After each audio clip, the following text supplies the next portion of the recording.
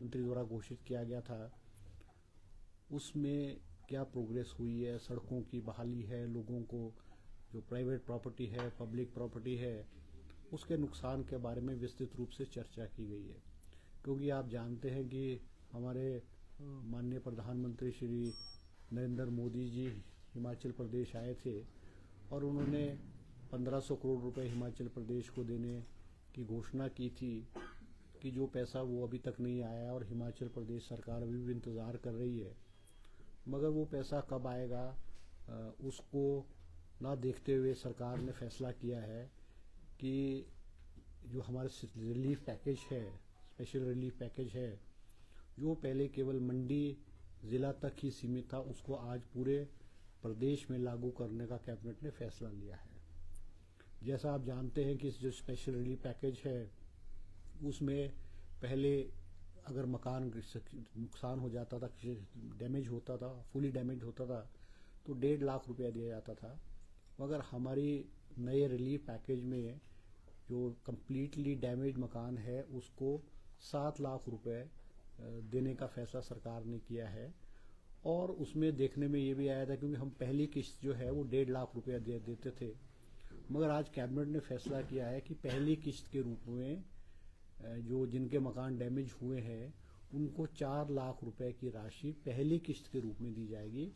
ताकि उनको ब्लॉकों के चक्कर या सरकारी दफ्तरों के चक्कर ना काटने पड़े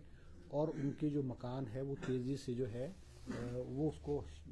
चालू कर सके। इसी तरह से जो पार्शली डैमेज मकान है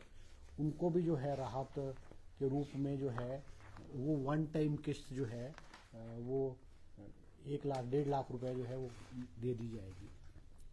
इसके अलावा कैबिनेट ने आज फैसला ये भी किया है कि 400 पोस्टें जो है एजुकेशन डिपार्टमेंट ने असिस्टेंट स्टाफ नर्सेज की जो है हेल्थ एंड फैमिली वेयर डिपार्टमेंट में स्वीकृत की हैं, जिनकी सैलरी 25,000 रुपये महीना होगी और इनके सिलेक्शन जो है राज्य चयन आयोग के माध्यम से जो है की जाएगी। आज कैबिनेट ने एक और फैसला किया है कि हमारे जो राजीव गांधी स्वावलंबन योजना है, रोजगार योजना है, उसके तहत 1000 इलेक्ट्रिकल गाड़ियां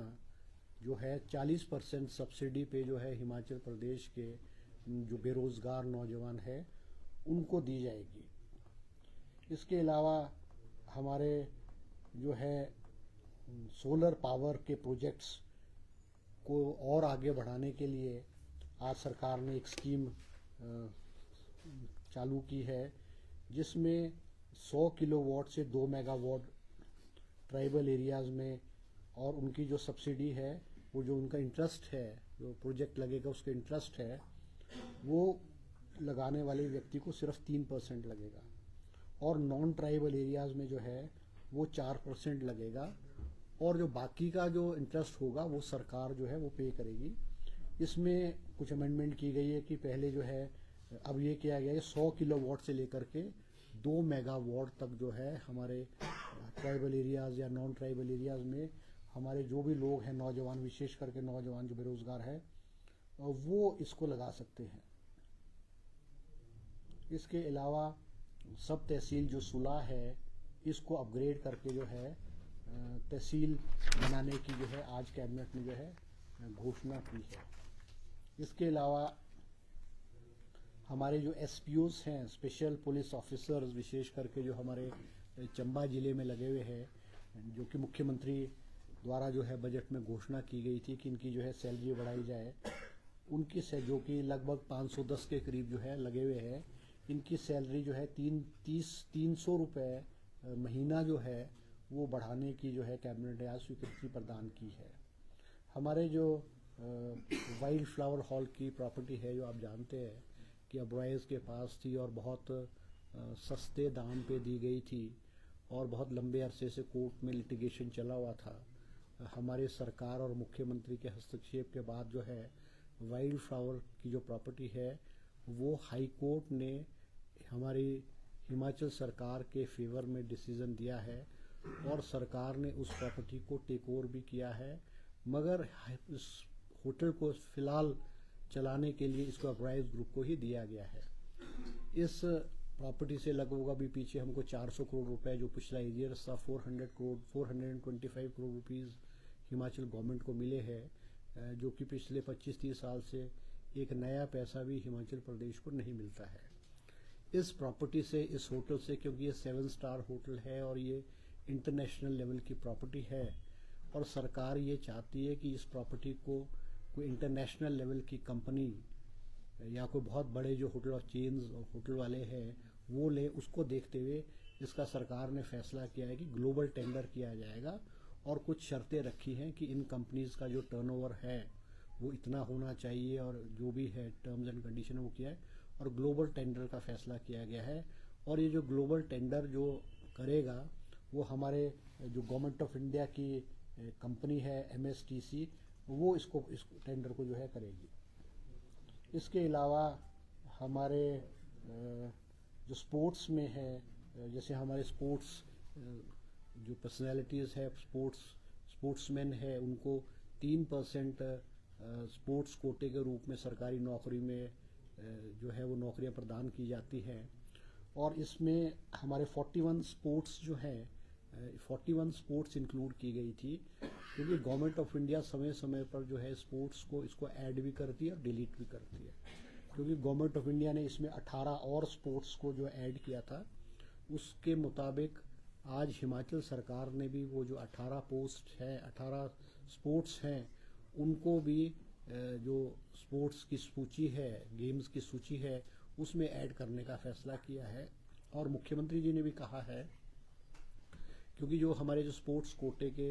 हमारे नौजवान हैं, हमारे बच्चे हैं जिन्होंने नेशनल लेवल पे, इंटरनेशनल लेवल पे हिमाचल प्रदेश